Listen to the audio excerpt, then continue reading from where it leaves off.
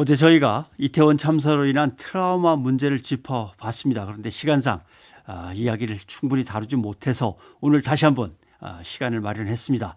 특히 우리는 세월호로부터 코로나19라는 국가 재난급 상황을 쭉 겪어온 상황이어서 그리고도 이번 참사를 이렇게 허망하게 또 우리가 맞아야 된다니 여러 가지 자괴의 심정이 큽니다. 또 트라우마가 이렇게 국가적으로 만성화되는 건 아닌가 이런 걱정도 하고요.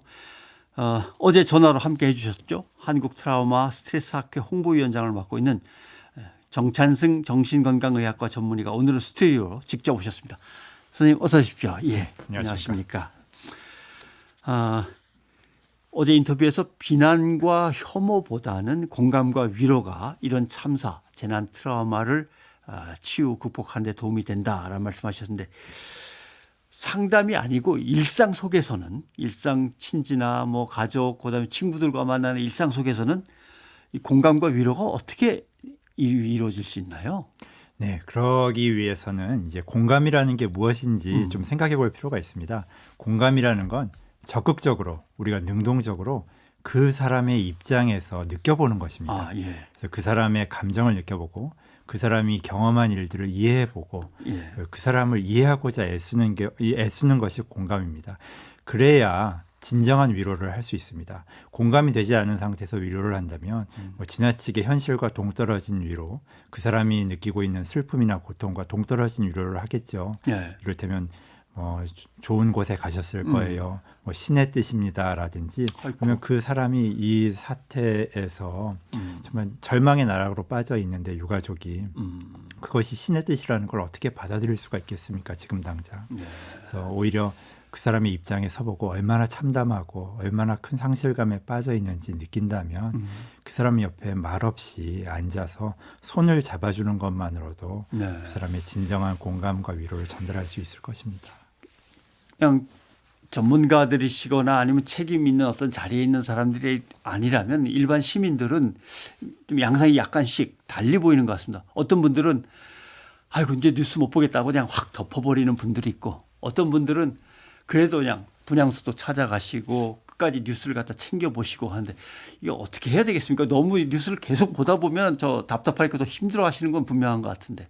네, 우리가 이런 사태를 접하면 사람들의 그러한 다양한 반응이 예. 모두 다 트라우마로 인한 다양한 반응일 수 있다는 걸 이해를 해야 됩니다. 예. 그 트라우마 사건이 벌어졌을 때 그것을 보고 싶어하지 않는 그런 회피하는 반응도 감당할 수 없는 충격에서부터 자기 자신을 보호하고자 하는 반응이고 또 그것을 마음 깊이 느끼고 또 슬퍼하고 애도하고 그것을 찾아가서 직접 위로하고 조문하는 그러한 행동도 그 자기의 견딜 수 없는 감정을 거기에서 해소하고자 하는 적극적인 행동이라고 볼 수 있습니다. 예. 너는 왜 추모하는 방식이 나랑 달라 이렇게 하면서 또 뭐라 그러는 것도 안 되겠군요. 그건 또 그거대로 나름대로 애를 써서 어떻게든 벗어나려고 네, 그렇죠. 힘쓰시는 거니까. 그런 점에서 이제 말씀드리고 싶은 것 중에 하나는 유가족 내에서도 그런 추모의 방식이 다를 수가 있습니다. 애도의 방식이. 그래서 예를 들어서 이제 어머니 같은 경우는 주위 사람들에게 자기의 힘든 감정을 좀 나누고 싶어하고 얘기하고 싶어할 수 있습니다. 예. 그런데 아버님 같은 경우는 자기 어떤 힘듦이나 고통 그런 것들을 또 남자다움이라는 굴레에 갇혀 있어서 잘 얘기하려고 하지 않고 또 고립될 수가 있습니다. 그런 과정에서 이제 부부 갈등이 일부 생길 수가 있는데 이제 서로가 이런 힘든 시기일수록 이것도 각자 나름의 애도 과정이구나라는 걸 이해해야 합니다. 예.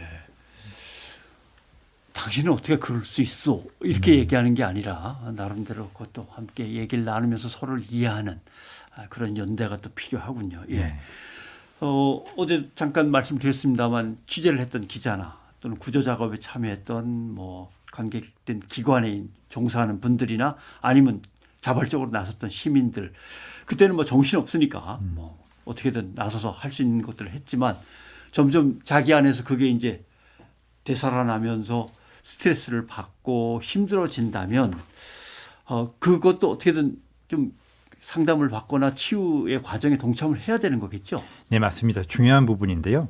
그걸 이제 생존자 증후군이라고 부르기도 하고 예. 또 생존자의 죄책감이라고 부르기도 합니다. 이제 서바이버 신드롬 또는 서바이버 길트라고 이제 부르는데 그것이 그 재난 참사 현장에서 열심히 구조를 한 사람도 내가 다 구조하지 못했다라는 그런 죄책감에 시달리고 그 참사 현장에서 경험했던 그런 충격적인 상황에 대해서 계속 떠오르고 불안하고 우울할 수가 있습니다.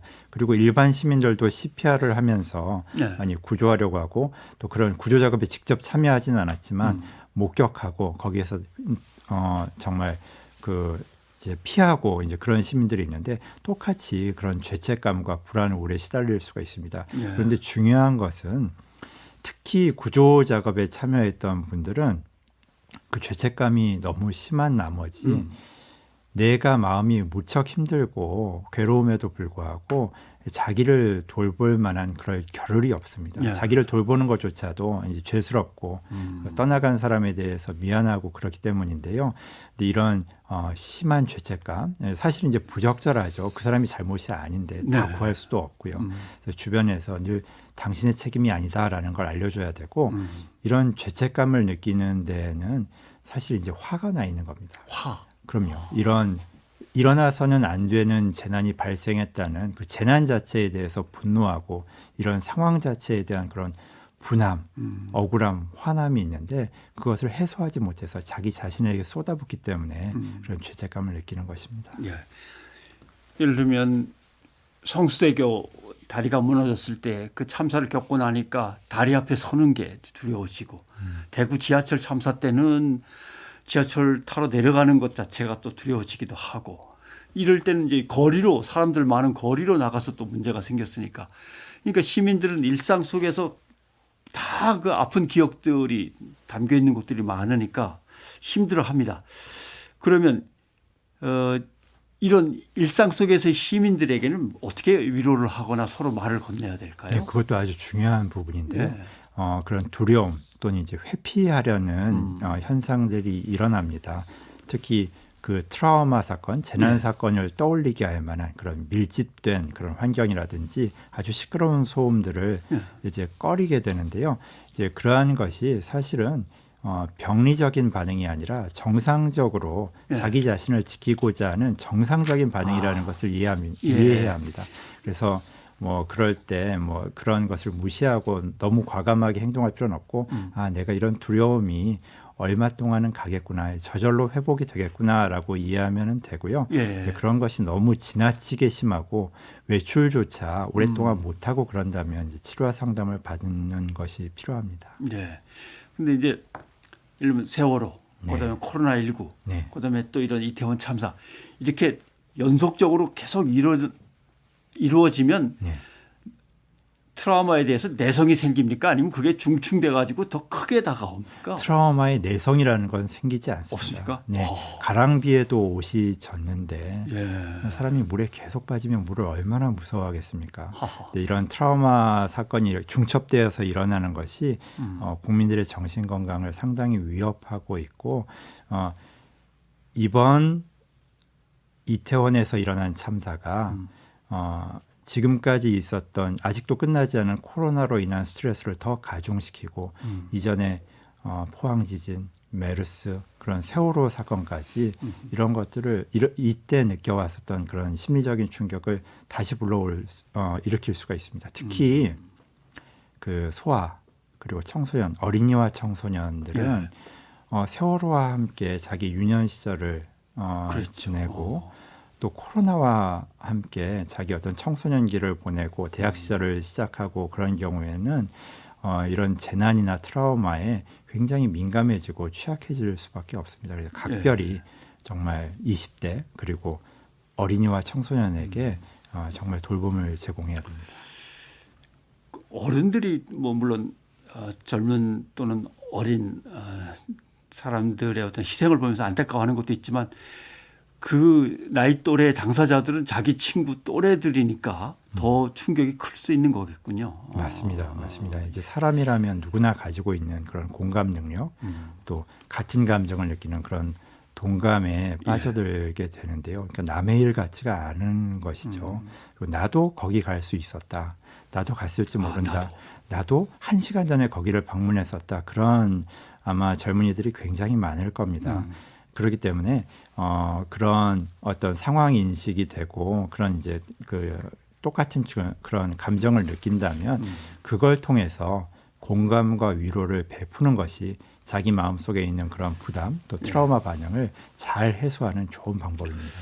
좀 민감한 얘기입니다만은 네. 이럴 때 정치 지도자나 어떤 책임 있는 분들은 국민을 좀 안심시켜 줬으면 좋겠는데 이분들이 말을 꺼낼 때마다 울분이 확 더 치솟거나 아니면은 어떻게 저런 말을 하지 자꾸 이런 지적들이 나옵니다.